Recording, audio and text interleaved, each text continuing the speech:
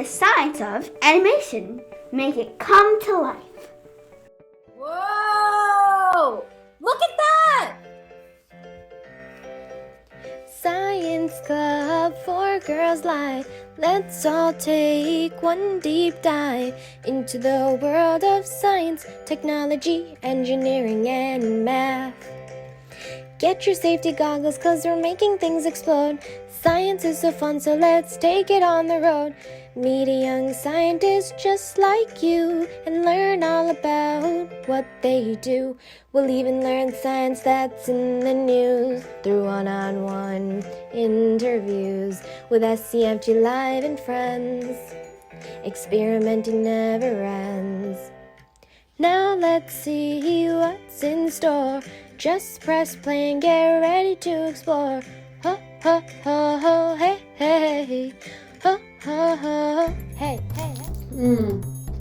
Oh! Hi everyone! Sally, say hi to everyone! Oh, hey everybody! So sorry, we were watching a movie together. Hannah, did you know that I make animated movies in my spare time? Wait, really, Sally? Yeah, it's so easy. Remember I told you that I love drawing? Well, animated movies are just a bunch of drawings put together. So I made one for you, specifically. Oh my gosh. But I need the help of my handy dandy hand.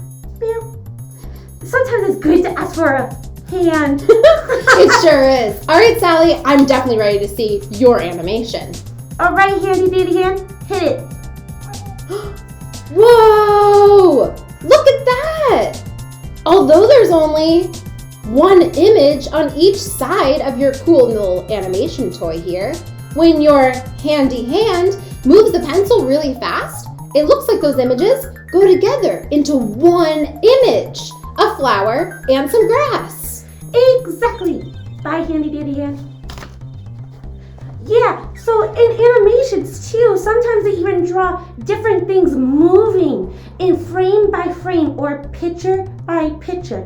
And you put it all together fast enough, it creates an animation. How cool! Science! Wow, that's awesome. I didn't realize there was so much science involved in animation. Yeah, and it doesn't end there. Most animations that you see on movies and television are made by computers too. Even more science! Science! Wow, that's awesome. Sally, what do you say we take a look at animation in today's episode? Yeah, I want to teach all the young scientists everything I know. Well, really, Francesca told me. She's so smart. She sure is. All right, let's get started with some cool animation experiments. Woo! Yay! First, let's see how our brains work to form a complete picture.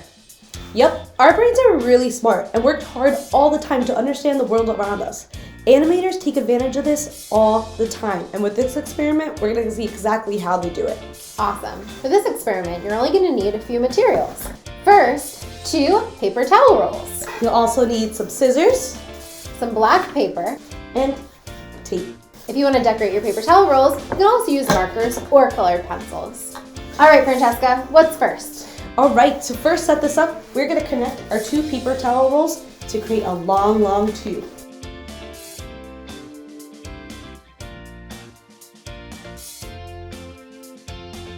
All right, awesome. Now that we have our long tube, let's make a tiny slit at the end of this tube. So, you're going to take 2 pieces of construction paper and you're going to put them next to each other and you're going to create a tiny slit right there.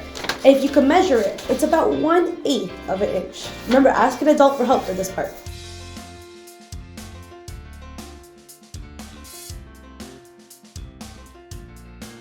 All right, now we have it all set up.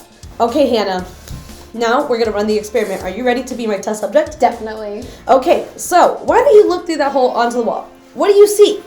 Well, not much, because there's only a small little area that I can see through. Let's see, it looks like I can see the wall, a tiny part of the wall. Okay, what if I told you that you're gonna be able to see the whole wall just by looking through this? No! Yeah, all at the same time. Do you see how small this is? Yeah, I can't see the whole, what? and we're gonna show you just how. So I want you to scan the room Okay. slowly. All right, what do you see right now? Like if I was to pause here. Yes. Just a teeny tiny bit of the window. And keep scanning. If you scan slowly, how much do you see? Not every time? much. Again, just a teeny little picture of the room. All right. What if you start going about faster?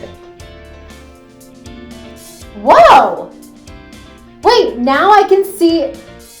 Okay, now the whole room's kind of coming together. I see 2 windows and the cardboard hanging thing on the wall, and wow! It's no longer just a single picture. It's like the whole room. Yeah. You know what that's called? No idea. Persistence of vision. So when Hannah was looking over here and she moves this way, her brain remembers what the image was when she was looking over here and puts it all together while she's moving to scan across the room, and puts every single image together and puts it all together so it looks like she's just viewing the whole wall without even looking at the slip. That was really cool. Yeah? Persistence of vision is like our brain taking tiny little pictures every 1/30th of a second. Not 1 second, 1/30th of a second.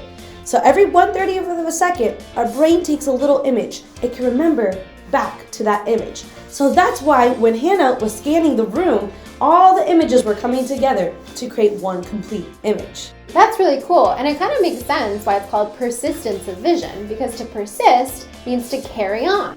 Now that we know how our brain works to take individual images and put them into a complete picture, let's see if we can be animators in these next 2 experiments and create our own animations. All right, let's go.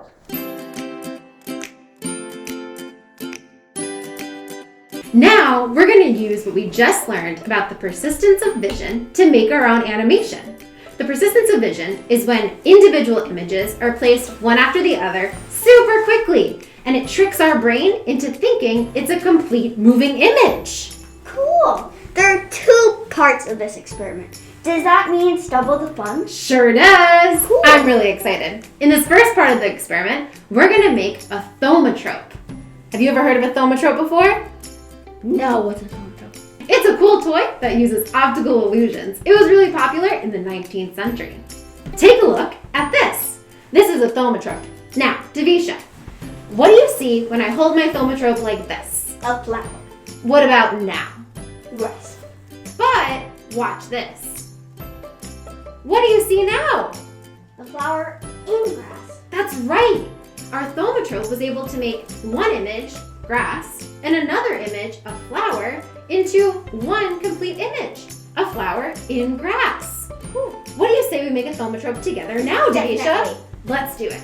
Why don't you tell our young scientists what we need for this experiment? We need cardstock or anything which you can cut out. Definitely. We could use cardboard too. Yeah. Scissors. One for you. Thank you. Remember, if you're using scissors, definitely have an adult nearby. Yeah, definitely. And tape. And things to color with. That's right. Now, what about something to make a perfect circle? Because we'll need a circle for a thaumatrope. Cups. Great idea. We're also going to need pencils, chopsticks, or markers. Your choice. Perfect. And remember, it doesn't really matter if we sharpen the pencil. Definitely. Am I forgetting anything else? You might want to have some safety goggles. Oh, right. But Davisha, you already have them on. Oh, right, I do. I know, it's hard to forget sometimes. All right, so what's the first step in making our thaumatrope? The first step is to draw a circle on your cardstock. Awesome. How do I draw a perfect circle? We use these cups, which I just told you. Oh, I know you did. I forgot. That's okay. Davisha, how many circles should we draw? 2, because we're going to make 2 images. Perfect.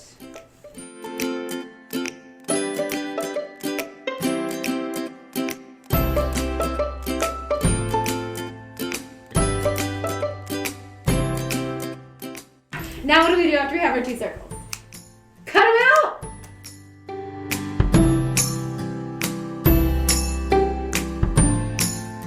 Okay, now we have our 2 circles. What's next?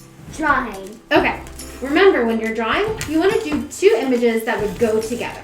What are some examples of images that would go together, Davisha?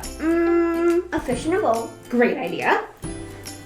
clouds and airplanes. Ooh, how about ice cream and whipped cream? Delicious. That would definitely go. I think I'm gonna draw, I like the idea of airplanes and clouds. I think I'll try the idea of ice cream and whipped cream. Love it. Let's do it.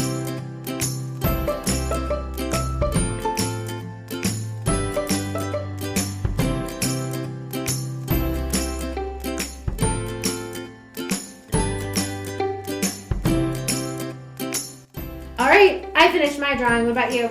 I did. Ooh, awesome. Let's show our audience. Do you want me to go first? You want to go first? I want you to go. Okay. I drew some clouds in the sky and an airplane. So hopefully, when they go together on my thaumatrope, it will make one image of an airplane in the sky. I drew an ice cream cone with my note on the sides. Be cold, be kind. It's supposed to be cool, be kind. Love it. And then there's whipped cream. It's pretty sure it look like that. Nice. Okay, so now how do we put our images together into one? So, well, we use tape. Okay, that makes sense.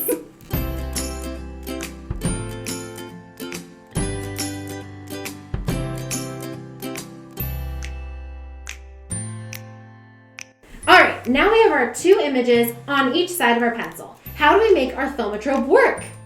By spinning it. Ooh! Whoa, look at that! I can see the whipped cream on your ice cream. And I can see the plane in the sky. Wow! Our thaumatropes are using persistence of vision to make our two images become one. Do you feel like a real animator now? Yes. Awesome! Thanks for helping with this experiment, Davisha. You're welcome. Bye, everyone! Bye. Wow, I can't believe how much fun stuff we did today. Honestly, every week we get to do fun things. And I realized science isn't everything. That's so true, Sally. In fact, today we learned about how animations in movies and other things is really just about tricking our brains. Yeah, and animation can be done on paper with a pencil or even computers. Yep, and animations can be used for all different kinds of things. From fun animations like the kinds that we made today, to animations that help us learn new things. Doctors even use animations to help learn more about our human bodies. Wow, science really is everywhere. Sure is. Well, thanks, Sally, and thanks everyone out there for learning more about animation today. We'll see you next week on another episode of FCFG Live. Bye, everyone. Bye.